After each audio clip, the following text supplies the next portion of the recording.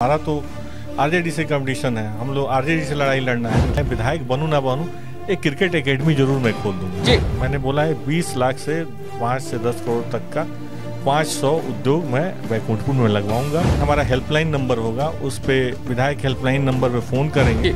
आज तक कुछ नहीं हुआ। क्यों नहीं हुआ? क्योंकि वहाँ के विधायक को पता नहीं इन सारी चीज़ों के बारे में। होना चाहिए था। आप टोल फ्री नंबर पे फोन करिए। आपको निवास बनवाना है, टोल फ्री नंबर पे फोन करिए। गोपालगंज की राजनीति बैकुंठपुर से होकर गुजरती है। ये वही बैकुंठपुर है जिसने आजादी की लड़ाई में नीलाह साहबों यानी नील की खेती करने वाले साहबों के खिलाफ बगावत का झंडा उठाया।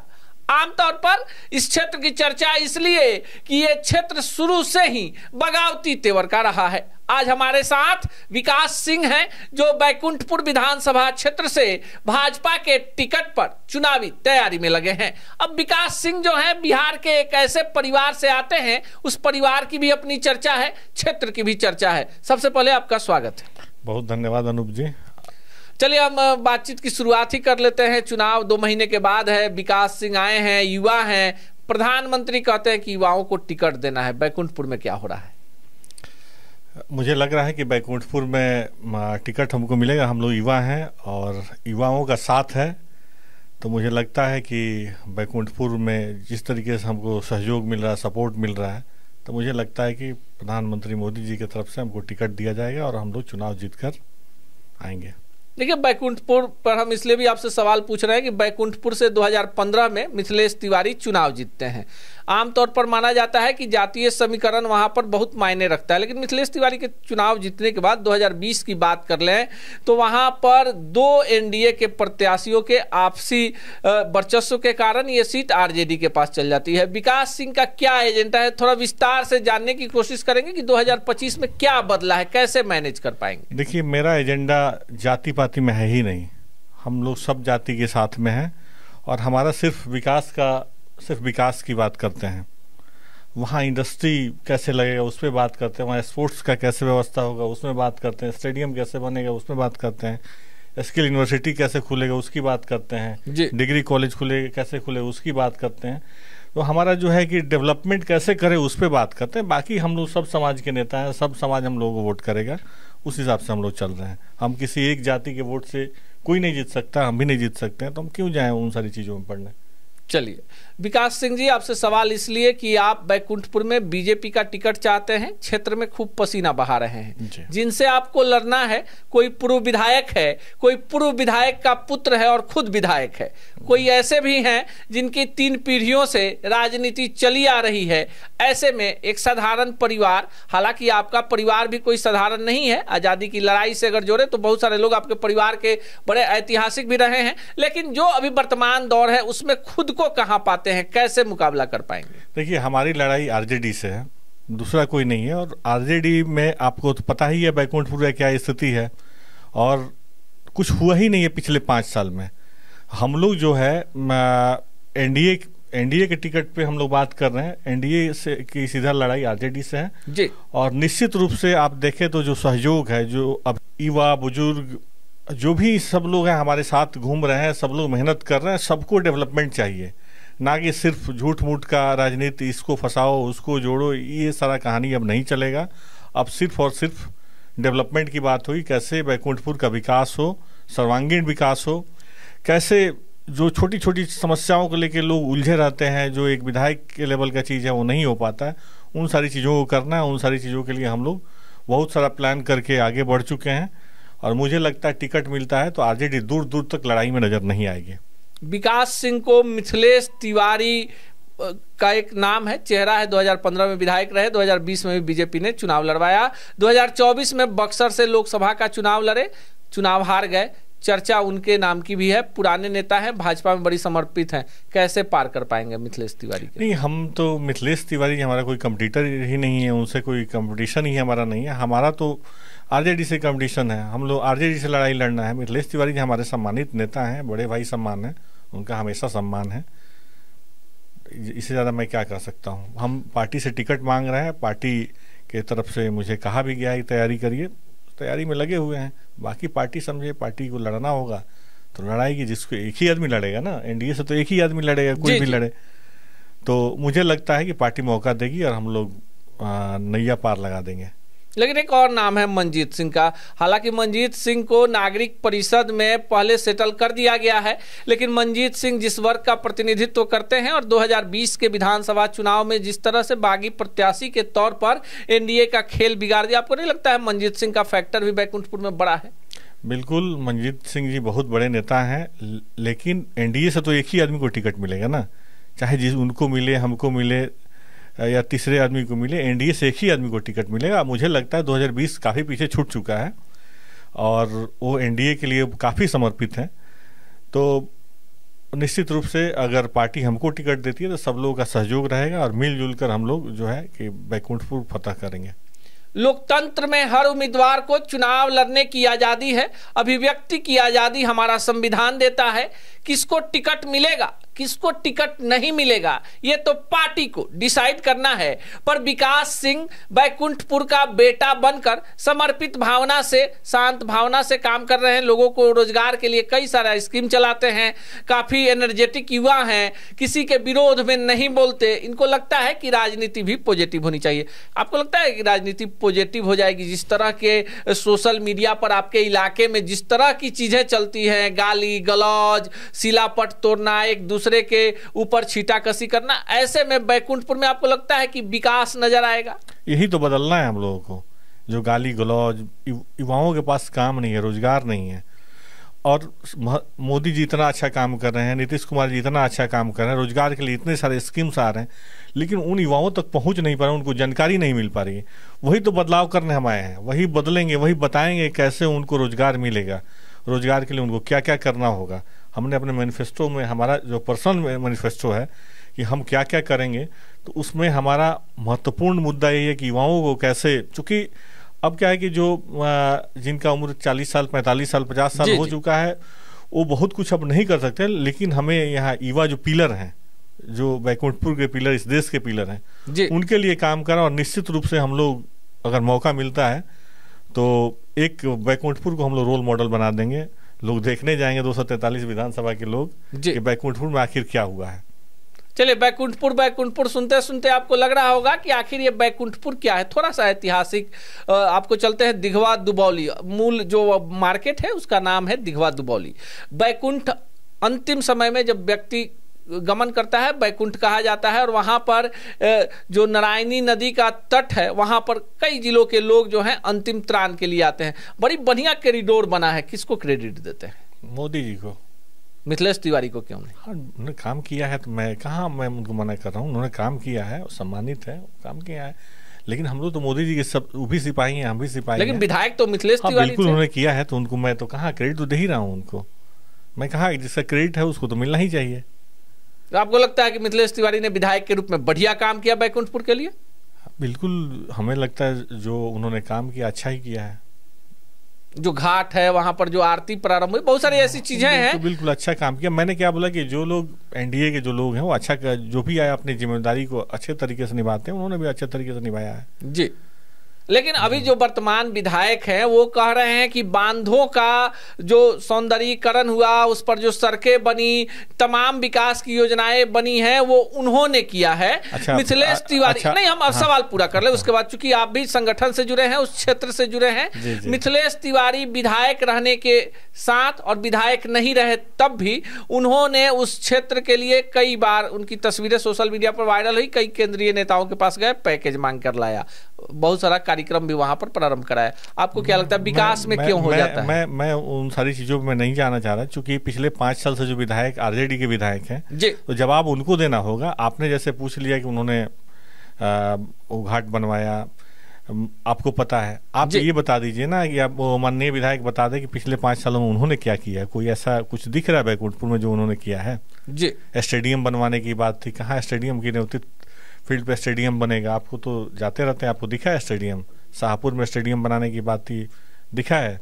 मुझे तो नहीं दिखा है। मैं तो परसों ही रेवती फील्ड पे था, मैं युवाओं के साथ में, सबका डिमांड था कि यहाँ स्टेडियम बने।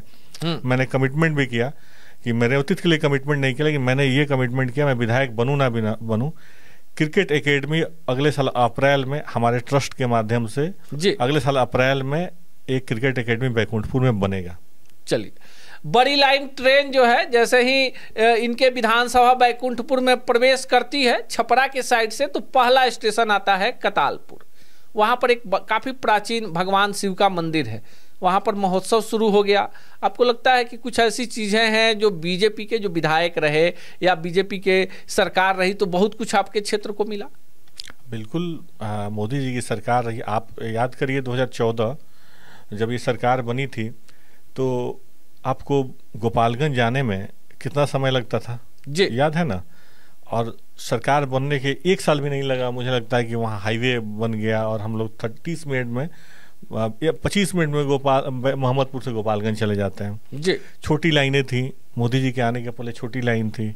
और मज़ेदार बात बताइए, हमको याद है हम लोग पत्रकारिता के दिनों में थे जी, एक हम लोग के यहाँ नेता थे, वहाँ बैठ के गोपालगंज में बीजेपी के नेता हैं जी, बेचारे जंतर मंतर में प्रोटेस्ट कर रहे थे कैसे भी उस रोड का कल्याण हो जाए जी। तो उस समय के जो ट्रांसपोर्ट मिनिस्टर थे वो 12 बजे रात में उनको समय दिए थे, हम लोग भी गए थे। तो इतना मेहनत 1.5 महीने वो अनशन किए वहाँ बैठ के, कुछ दिल्ली से भी बिहार के युवा थे, हम लोग भी थे, यहाँ से भी लोग गए थे, जाके अनशन किए तो कुछ पैसा अलॉट हुआ तो चेपी साटा जाता ना, रोड पे चेपी साटा गया जी। वो भी चेपी 15 दिन में उखड़ गया। और मोदी जी जब आए तो उसके बाद उस रोड का कायाकल्प हो गया। देखिए कि कैसा रोड बना है गोपालगंज का। गोपालगंज का क्या, आप पूरे देश का रोड देख लीजिए, आपको पता चल जाएगा। छोटी लाइन थी, कितने लोग परेशान होते थे। आज वहाँ से लखनऊ दिल्ली सब जगह ट्रेनें वहाँ से गुजरती हैं जी। तो यही सब काम होता है ना, तो ये सब काम हुआ है मोदी जी ने। थोड़ा सा चूंकि आपका नाम में ही विकास है और आप पॉजिटिव पॉलिटिक्स की बार बार चर्चा करते हैं, किसी पर व्यक्तिगत आक्षेप से बचते हैं। एक चीनी मिल है आपके विधानसभा क्षेत्र में सिधवलिया, उसका कार्यक्षेत्र काफी बड़ा है। जब से मढ़ौरा का चीनी मिल बंद हो गया है तो छपरा जिले का जो तरैया का इलाका है या फिर बनियापुर का इलाका है जहाँ गन्ने की खेती होती है वो गन्ना जाता है। बहुत सारे किसानों का जो पैसा है चीनी मिल प्रबंधन बंद नहीं देता है, बहुत सारी समस्याएं हैं, पेराई सत्र खत्म हो जाता है। आपको नहीं लगता है कि इन सब चीजों पर पॉलिटिक्स नहीं होनी चाहिए? वहां की अर्थव्यवस्था गन्ना पे है, वहां के किसानों के लिए कोई नहीं सोचता है? उतना ही नहीं है, वो तो प्रॉब्लम जो है वो तो है ही। मेरा ये कहना है कि हम लोग, खासकर हम लोग सटे हुए हैं, चीनी मिल सटे हुए हैं, वहाँ का जो पानी है जी, जो उनके यहाँ कचरा निकलता है। मैंने बोला है कि 5 साल में 500 इंडस्ट्री लगाएंगे जी, लेकिन मैं सिधवलिया चीनी मिल के खिलाफ मैं नहीं हूँ, लेकिन उनसे आग्रह मैं करूंगा, जाके मैं मिलूंगा पर्सनली, मिल के मैं ये बोलूँ कि इस व्यवस्था पानी से आर्सेनिक पानी हो रहा है, लोग पानी पी के बीमार हो रहे हैं, उन चीज़ों को दुरुस्त करें। किसानों को जो परेशानी हो रही है, उनका पैसा इतने दिनों से नहीं मिल रहा, उस समस्या को दूर करें। घटतौली जो होती है जी, ये बड़ा प्रॉब्लम है। अगर यहाँ से 50 क्विंटल जाता है तो वहाँ जाके 35 क्विंटल हो जाता है, ये बड़ा। और कई सारी चीज़ें हैं जिसमें हम लोग स्टडी कर रहे हैं और जाके हम लोग मैनेजमेंट से उसके मिलेंगे, मिल के इस बात को कहेंगे जल्द से जल्द दूर करें। और अगर दूर नहीं करते हैं तो फिर आगे सरकार के पास उसको लिख के और फिर हम लोग आगे जो भी इस पे आवश्यक चीज़ें होंगी हम लोग करेंगे। और दूसरी चीज़ और है कि चीनी मिल इतने दिनों से चल रहा है, सेंट्रल मोदी जी जब से आए हैं तब से CSR पे उन्होंने इतना ये किया है कि जो लोग फैक्ट्री चला रहे हैं वो अपने CSR के पैसे से वहाँ के आसपास डेवलपमेंट करें जी। आज तक कुछ नहीं हुआ। क्यों नहीं हुआ? क्योंकि वहाँ के विधायक को पता नहीं इन सारी चीज़ों के बारे में। होना चाहिए था, इतना बड़ा बजट है सिधवलिया चीनी मिल का, इतने सालों से चल रहा है, 2% CSR में खर्च करना होता है, कहाँ हुआ? इधर देख रहे हैं कहीं कहीं वो बाउंड्री वॉल और पानी वानी का इधर लगा है, लेकिन सिर्फ उतने से काम नहीं चलेगा। ये जो समझाने वाला विधायक होगा, जिसको जानकारी होगी इन सारी चीज़ों के बारे में, वो डिस्कस करेगा, तो उनकी मजबूरी है, उनको करना पड़ेगा। चलिए, मजबूरी है, करना पड़ेगा। विकास सिंह चुनाव लड़ना चाहते हैं, बीजेपी में जुड़े हुए हैं, बीजेपी के युवा हैं। इनको लगता है कि मोदी जी ने युवाओं को राजनीति में आने का न्योता दिया है, उसमें बैकुंठपुर का विकास सिंह भी कहीं एक बेहतर चेहरा हो सकते हैं। पार्टी के नेताओं ने आश्वासन दिया है, न मिथिलेश तिवारी से दुश्मनी, न मनजीत सिंह के बारे में कोई टिक्का टिप्पणी। एनडीए लड़ेगा तो एनडीए जीतेगा। पर विकास सिंह अपने तमाम साक्षात्कार में कह रहे हैं, चुनाव लड़ूं, चुनाव जीतूं, विधायक बनूं, मंत्री बनूं, न बनूं, हॉस्पिटल खोल देंगे, स्टेडियम बना देंगे, छात्रों के लिए वहां पर आप अभी से ही घोषणा कर रहे हैं कि अपने स्तर से चाहेंगे कि वहां प्लेसमेंट की व्यवस्था हो, स्वरोजगार की व्यवस्था हो। कहां से कर पाएंगे ये सब? नहीं, देखिए, मैंने क्या बताया कि विधायक बनने के बाद इन सारी चीज़ों को हम लोग, मैंने क्या बोला कि मैं विधायक बनूं ना बनूं, एक क्रिकेट एकेडमी जरूर मैं खोल दूंगा जी। ये मैं अपने तरफ से मैं करने के लिए तैयार हूँ। लेकिन आप सीधे से चीज़ अनूप जी समझिए कि अगर मैं किसी भी बड़े पदाधिकारी से, मुझे बहुत जानकारी है, मेरे अंदर मतलब समुद्र है, डिक्शनरी है पूरा, लेकिन मैं किसी के पास दिल्ली में चला जाऊँ किसी से मिलने के लिए, उस समय हमको नहीं देगा।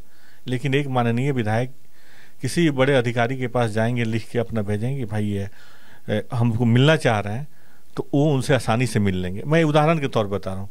अब चूंकि मिलने के लिए मिलने के बाद आपके पास तो डेटा होना चाहिए, आपके पास जानकारी होनी चाहिए कि आप उनसे क्या लेके आ सकते हैं।